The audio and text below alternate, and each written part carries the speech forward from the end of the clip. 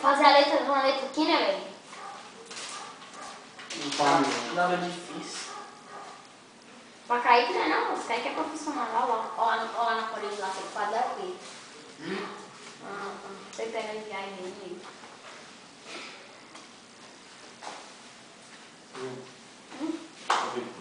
Ah não, Thiago. Fazer a letra, ó, fazer minha letra. A letra das minhas duas namoradas. Quer saber de nada. Marrone Rainha. Hã? Marrone Rainha. Ana Cláudia e Estefan. É, cara. Mas eles pegaram a minha sala, tipo, dançando lá. Você tá pegando.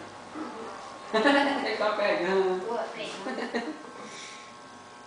Que marca embaixo? 2? Vai entrar na vez, fechar? Fechar, eu acabei desse cara tá tudo. Mas e... Esse caminho creativo? Uma reta? Não. Reta não? Ó, ela viu. Descer? Mas eu nem andei, velho. Pode ter que andar reclamando. Você é doido.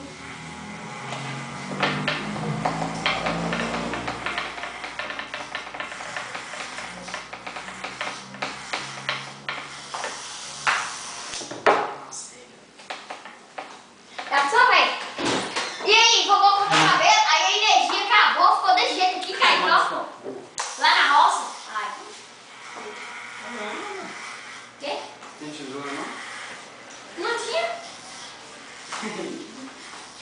Bora, mano! É, cara.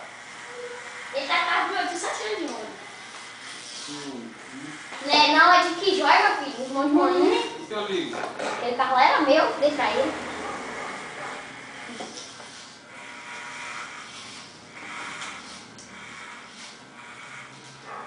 Depois você vai fazer uma chupadinha e encerrar aí, meu filho.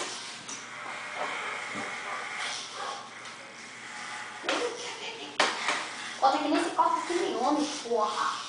Aqui você nem vai mexer, porque se você mexer, você vai mexer agora. E eu escolhi um rato pra brocar. Comigo não tem esse negócio, não. Esse rato tá o caco mesmo.